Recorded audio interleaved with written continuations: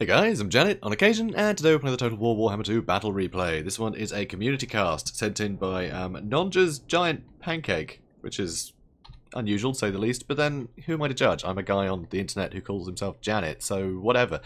So he's playing the vampire count, he's against the High Elves. So against the High Elves you obviously want some fell bats or something just to muck up any ranged early on, and you know, once that's mocked up you can muck it up further by throwing zombies on top of it. You know, pretty classic strategy. Red Duke, you know, with LC, it's going to really help take out Lords and Heroes, which are pretty problematic, to be honest. High Elves have got some pretty damn good Lords and Heroes. They're all very expensive, so really good to be able to kill them. So LC is going to be really handy there. He's also got the Sternsmen. The Sternsmen, with their regeneration, will be able to stay in the fight for a long time. Against cheap things like Spearmen, they'll just clean up. They will just kill them all day. Also, just plenty more Graveguard, and some Skeleton Spearmen on the edges to help against some cavalry. But yeah, so pretty standard front line. Quite small though, quite small, because a lot of the expense has gone towards these guys. So he's got Black Knights and Blood Knights on either side. So more Black Knights, more Blood Knights, and he's also got the Dire Pack. Dire Pack, really good anti-large, and just having somebody as quick as the Dire Pack is really handy. They're really good at chasing down units, fleeing units. You know, as long as you don't charge them in willy-nilly and get them all killed really easily. They are quite fragile. But man, they look creepy, don't they? Very cool. Big glowing eyes. Anyway, so his opponent. So this is something I'm seeing so often with the High Elves. It's just a load of Sisters of Avalon against the vampire counts. And I still don't really see them ever really paying for themselves. I find they're just so easy to bog down with stuff. One zombie summon and you, yeah, with them this close, one zombie summon in the middle. And that's 2,400 resources that can't do anything. And that seems like too big a risk, too big a gamble to bring that stuff. But they don't half hurt. And with Teglis and his net, you know, Net of Amantok plus 3 units of Sisters of Avalon. You know, they could basically just choose a target and kill it. Also, in the back, you can see the Fireborn. These guys, really good pick against Vampire Counts. Really good anti-large, and it's always the large units that are the most problematic for the Vampire Counts. So, yeah, having these guys with their anti-large and the fire damage, for things like Crypt Horrors or Terrorgeists, they're just going to get dumpstered. That fire damage is going to do a load of bonus damage to them, and the anti-large is going to hit as well, and frankly, these guys are just, you know, really elite. I mean, look at their stats. They are superb. Superb units. So, very scary. Very good pick against Vampire Counts, I think. Also, some Spearmen on the edges, and also 3 Swordmasters of Hoeth. This is so elite. I'm amazed he's managed to stretch his funds this much. I mean, look at all this stuff. It's very scary. Anyway, we're going to speed things along. So, as you can see, pretty typical, you know, get a nice surround here. You know, don't let anything get in range of the archers, and make him have to figure out where he's going to aim. Because, frankly, Blood Knights and even the Black Knight you can kill quite quickly. Some of this stuff on the edges is valuable, but then if we're going side on, then it gives, you know, the Lord and the Bats a chance to run in. Completely unharassed, so that's pretty scary. Swordmaster Hoeth, though, they should have no problem dealing with the front line. Unfortunately for the Sternsmen, as good as they are no match for Swordmasters of Hoeth. I mean, they're Swordmasters of Hoeth, for God's sake. So, some early damage on them, too. Huge amount of damage. And you've got to remember, they have silver shields. So I think it's 55% missile resist that they've got. So it would have done more than twice that had they not had those shields. I mean, look at this. This is devastating. But, are they really the most valuable target? The Swordmasters have kind of got that covered. It's really the cavalry and the Lord that are going to be the scariest targets. So I think you really want to prioritise them, knowing that the Swordmasters can handle the front line pretty happily. So anyway, huge amount of cavalry now coming around the back, and there are just not enough spears to deal with this. Unfortunately, though, the Fireborn basically killed those Fellbats in, yeah, 2 seconds flat. So they're pulling back, and this is kind of overwhelming, but with the Spearmen coming in as well, the Fireborn will be able to hold out against this stuff a lot and do plenty of damage. So that's pretty scary. And now Big Net, just refusing to give them the charge, basically.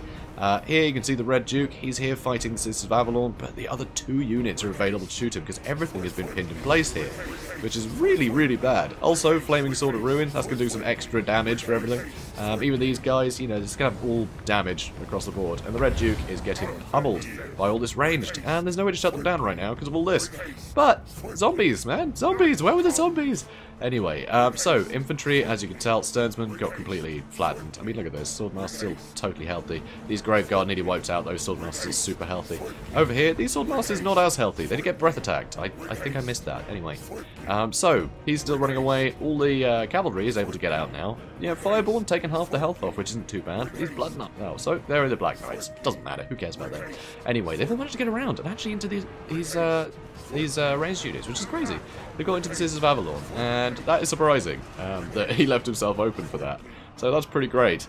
And now charging it again to try and get on top of the Fireborn that are chasing these guys. So rear charge on them as they're rear charging these guys. But Scissors of Avalon are going to have trouble sticking it out here. And now the Red Duke can come back in safely because all of this stuff is trying to retreat. So now he'll be able to start dropping zombies on stuff. It's alright, you know. Fireball, though, still a little iffy. Still looks a little iffy. Nice invocation to heck on this stuff. Did look like an overcast, so it missed cast, in fact. So it looks like the Red Duke injured himself with that heal, which is kind of ironic, but, you know, what can you do? So here, the Scissors of Avalon have been wrapped up by the Blood Knights. It's a shame the Black Knights got defeated over here, because they would have been a much better target just to send after more archers, because the Blood Knights could have come back in here and tried to deal with the Fireborn with their anti-large bonus. That would have been really handy. But no, couldn't spare them. Have to shut these archers down. And look at this, still so many Swordmasters that are pretty damn healthy. It's only this one that took the breath attack. The other two, they're totally fine. And now, it's hard to tell exactly how things are going. There's still quite a lot of cavalry stuck in here by the looks of it. Oh no, a lot of these are zombies. There's still some cavalry, but yeah, it can be hard to tell sometimes. Anyway, Red Duke still probing, and unfortunately these Blood Knights are having a bit of a pickle. Here though, beautiful breath attack on 2 units of Swordmasters. That was half of them and like a quarter of them gone. So, 2 units of Swordmasters pretty devastated in one hit. That puts the Red Duke up to 71 kills, and that's basically all Swordmasters. So that's pretty good so far. And it did a lot more HP damage. I mean, 48 models with a unit that tattered. Yeah, that was a lot of splash damage. There's a lot of units, a lot of models in there with very little health left. Here though, beautiful net, stops these guys coming in, so suddenly the Red Duke is under vast amounts of missile pressure, and the Fireborn are able to attack him, you know, at will. There's nothing stopping him. And now all these Spearmen are able to come in because there's nothing left here. So that's pretty rough. Blood Knights, they're having to realign themselves so they don't charge straight into all these infantry, because if they did, they'd get very stuck in all that stuff, trying to charge into something, you know, beyond them. So that's pretty rough. Here, Die Pack, they're trying to stop the Scissors of Avalon. And it's not looking great. The Scissors of Avalon seem pretty cozy in there. But these guys have been taken out, and so have the other sisters, for the most part. I mean, you know, they're still going, but there's only 18 left, which isn't too bad. Over here, though, surprisingly, these Swordmasters have just not been able to get through these Graveguard or these Skeleton Spearmen. I'm not quite sure how these guys have survived against the Swordmasters, honestly. I think it's just because they're sort of on one end. Anyway, so everything is pulling back now, which I think was a bit of a mistake. I think he needed to just pull out the infantry and start charging around with everything. He still has enough strength to start getting around and attack from all angles. I think pulling right out gives him a chance to basically get his Sisters of Avalon back in formation and allow them to start shooting again once he does come in. So I think he could have stayed more aggressive there, but he did want to heal up. So that's one big advantage that the Vampire Counts have. He will be able to heal this stuff if he waits for a bit. So one invocation, the heck has gone down, overcast one. It actually stopped these Blood Knights from crumbling, which is pretty great. You know, it rallied them, and now they're pretty happy, so that's great news. But Scissors of Avalon online again, oh, that's rough. Anyway, over here, this stuff finally got dealt with, so now there's another unit of Swordmasters, another unit of Spearmen back on the fray. And here, he's kind of penned himself into a corner, which is a little bit rough. So anyway, High Elves are advancing, no point sticking around, still got plenty of ammunition to burn through, and, you know, the Spearmen and the Swordmasters, they're going to hold up pretty well against a lot of this stuff. Teclis still pretty healthy as well, and I'm sure he's still got some more Winds of Magic, so we'll see what he does with that soon. So another invocation in the heck on the Blood Knights was overcast, nope, just on the Blood Knights. So getting these guys healed up, so they're at the same, you know, sort of standard as the other. These guys are near the healing cap, these guys are near the healing cap, these guys have hit the healing cap, so really this is the only unit that needed the invocation in the heck. So it's worth saving the Winds of Magic. So wisely done there. And I think it did give them another couple of models out of it as well, which is nice. So yeah, a lot more healthy. But this is still a lot of High Elves. It's an awful lot of High Elves. Obviously the Red Duke really packs a punch, and he does have a breath attack left. He still has 1 breath left, as well as, I assume, some Winds of Magic, because, you know, Vampire Counts, they tend to roll around with that stuff. A lot of their spells are very cheap. All he's really done is put down zombies and use the odd invocation, so we'll see how it goes. Anyway, Teclis, just very fragile.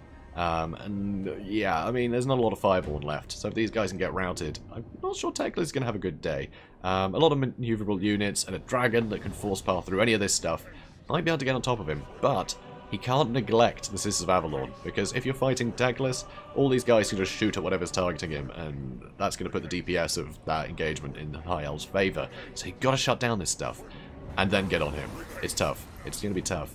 But he is kind of running off on his own. I don't know if he's trying to bait an attack from these guys, so he can focus fire on them. But you can see the vampire counts here are really splitting up here. So one down one flank, one around the other, because he spots these two units fairly secluded, so he wants to get hold of them. And of course, if he wants to send backup, then that gives these other two units a chance to get involved. Because, you know, this is Blood Knights, so it's going to be pretty deadly. So anyway, over here you can see the Fireborn are getting charged, and that is definitely the best target to charge first. Because these guys are the biggest threat, they're the most maneuverable, so you'll want to get rid of them. So nice charge from the Red Duke there. He's getting some good damage in. Here we're going to see a zombie summoned to try and cut their retreat away, and also help terrify these spearmen with a nice rear charge. So that's pretty handy. And here you can see the Fireborn have broken. That's only broken. But then they are only on 5 models, I believe. If I can actually hover over them. Yeah, only on 5 guys. And here, Sisters of Avalon are shooting into this way, which is why these guys, the Diapag and the other Blood Knights, are going to start charging into the back. But Teclis isn't dumb. Like, this is weird, keeping him right there on his own, isn't it? So we will see in a second. These guys are going to get shot at. And then he's going to get netted. Yeah, that's rough. That's definitely rough. Really caught out those Blood Knights. Very, very wise. Bait him in with a, an open Teclis, pull back and stop him. So that's pretty dangerous. Those Blood Knights taking a ton of damage. Luckily over here though, did manage to... Oh no, the head didn't shut them down at all. Fireborn are back. Anyway, here though, all these Sisters of Avalon, they're going to get bogged down by zombies. And the Red Duke can just run back and forth, having a whale of a time fighting these sisters. There are still these ones, but really these Spearmen need to get in here, because Spearmen are probably the best defense against something like the Red Duke. But then, of course, he needs to be able to defend his archers, which are also pretty damn good against the Red Duke. But then it looks like they're going to get caught out by the Blood Knights, but the Blood Knights taking a load of damage by them. So, I mean, who's to say what the best way to do this is? It's very difficult to tell what to come to the aid of. One thing, though, that I think is pretty certain is... the High Elf player should not have sent so much powerful stuff over there to fight in this engagement. Should have just left those units to die or moved everything, right? Not just some of the powerful stuff and leave your archers unguarded. It's a bad idea against such a maneuverable foe. When you find something that is nothing but cavalry, don't leave space between your units. You're just asking for trouble. So anyway, Sisters of Avalon, kind of bogged down a little bit by the Diapack, but they still seem to be firing, so that's a bit of a nuisance. And now, this is what I'm talking about, Teclis, really vulnerable now that there aren't a load of archers that can turn around and shoot at this stuff. So Teclis is being absolutely murdered. LC Phonomy is dead. That was so quick. That was so fast. So now all this stuff can pull out, and basically the stuff can be charged from all directions, kind of at their leisure. And even just the zombies are able to muck this stuff up. It's very difficult for this stuff to maneuver when it's surrounded by zombies. So here, Diapack are crumbling. So 2 left. Are they going to be able to break? No, they weren't able to break the sisters. That's a shame. So Sisters of Avalon able to start firing again. Luckily, they're just shooting at the zombies. That's fine. And here, we're going to see the Red Duke is going to try and line up another juicy attack here. So, here we go. And juicy breath attack. As you can see, that was pretty crippling. That did a huge amount of damage. Red Duke is up to 134 kills. And now, it's enough for him to charge in, and they break. With Teclis having died so soon, morale is at an all-time low. And everything shatters, causes a chain rout. Which is pretty awesome. I was very surprised, honestly. Halfway through the battle, it looked like the High Elves had it. They were able to keep their archers safe, and that's all you really need to do. If you're going to spend that much on archers, you just need to keep them going. And they can get a load of DPS in. But he just split up his units, which he shouldn't have done. He should not have split into 2 groups against an all-cavalry army. That was so dangerous, and it just let Nonjas Giant Pancake. I do love that name. It's absolutely ridiculous. Anyway, Nonjas Giant Pancake was able to divide and conquer.